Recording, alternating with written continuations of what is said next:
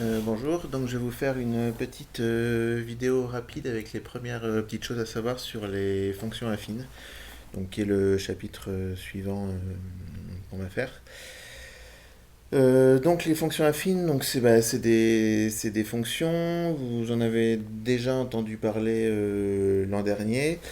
Ce sont des fonctions donc, qui sont définies par plusieurs façons, donc comme toujours les fonctions, soit par une formule, soit graphiquement. Et alors, par la formule, ce sont des fonctions qui sont définies par la formule f de x égale ax plus b, comme ceci.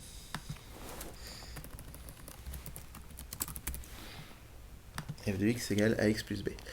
Voilà, donc c'est une formulation qui est très simple, mais ces fonctions, elles sont importantes parce qu'en fait, elles servent dans pas mal de cas. Et donc, je vais développer un tout petit peu sur cette première vidéo ce que ça veut dire. Donc, en fait, on a écrit donc f de x égale à x plus b, le nombre a et le nombre b, ils sont fixés tous les deux. Donc par exemple, une fonction affine, ça va être f de x égale 3x moins 2, par exemple. Donc dans ces cas-là, le petit a il vaut 3 et le petit b il vaut moins 2. Un autre truc, par exemple, f de x égale moins 7x plus 12. Donc dans ces cas-là, A vaut moins 7 et B vaut 12. Alors quand on dit un nombre, ça peut être n'importe quel nombre. Hein. Donc par exemple, si on veut écrire f de x égale, mettons, 1 tiers de x plus racine de 2, par exemple, et ben c'est aussi une fonction affine puisque y a A qui vaut 1 tiers et B qui vaut racine de 2. Voilà, il ne faut pas oublier que A et B sont des nombres.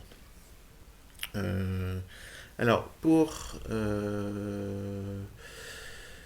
pouvoir étudier les fonctions affines, en fait, il faut voir que A et B, ils vont jouer des rôles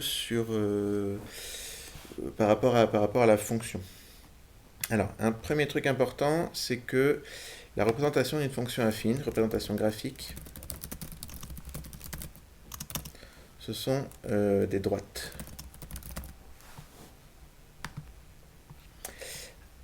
Alors, ce que je vais faire, c'est que je vais créer deux curseurs, un curseur A et un curseur B, qui vont représenter donc le A de ax plus B et le B de ax plus B. Et je vais saisir la fonction, donc f de x égale le fameux ax plus b, donc ici A vaut 1 et B vaut 1.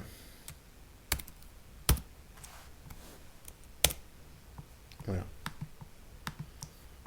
Et donc on peut bouger les coefficients A et B et voir ce qui se passe.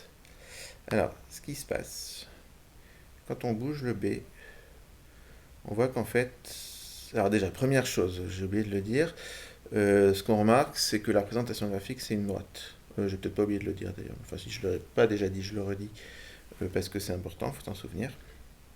Fonction affine, ça donne une droite. Et on voit que le B, en fait, ça fait bouger la droite verticalement, comme ceci. Et en fait, si vous regardez bien, vous remarquez que le point de l'origine de la droite, celui-là, enfin l'origine, c'est-à-dire l'ordonnée quand x vaut 0, c'est exactement B. Alors ça c'est facile à voir, c'est parce que si vous avez f de x égale à x plus b, dans ces cas-là, vous avez f de 0, vous l'obtenez en calculant, en remplaçant x par 0.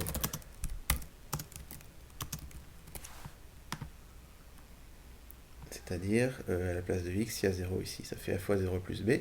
Sauf que n'importe quoi fois 0, ça fait toujours 0. Donc c'est en fait 0 plus b. Et 0 plus b, ça fait b.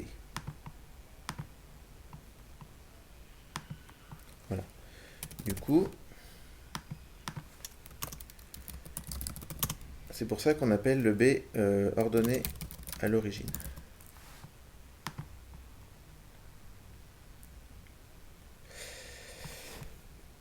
Vous remarquez d'ailleurs que quand B vaut 0, du coup ça passe vraiment par l'origine du repère. Et c'est le cas que vous avez vu l'an dernier sous la forme fonction linéaire. Vous aviez fait normalement la nuance entre fonction affine et fonction linéaire.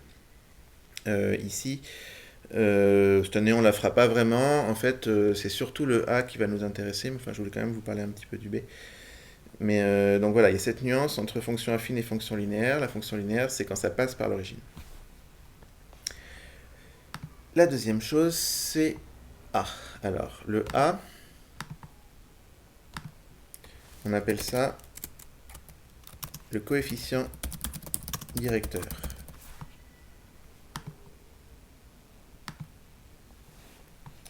En fait, directeur, ça veut dire exactement qui dirige la droite. Donc si je m'amuse à faire varier le nombre A, vous remarquez que en fait, c'est la pente de la droite qui va changer. Plus ça se rapproche de 0, plus on se rapproche de l'horizontale. Quand on est à 0, on est à l'horizontale. Et quand c'est négatif, ça va dans l'autre sens. Alors si on lit de gauche à droite, dans le sens de l'écriture, et c'est d'ailleurs comme ça qu'on lit une fonction, on voit que quand c'est négatif, ça descend, et quand c'est positif, ça monte. Ça, c'est une autre propriété à connaître des fonctions affines. C'est qu'en fait, le sens de variation de la fonction, la même chose dit avec d'autres mots, hein. Le sens de variation de la fonction, en fait, c'est lié au signe de A. Si A est négatif, c'est décroissant, comme ici. Et si A est positif, c'est croissant. Voilà.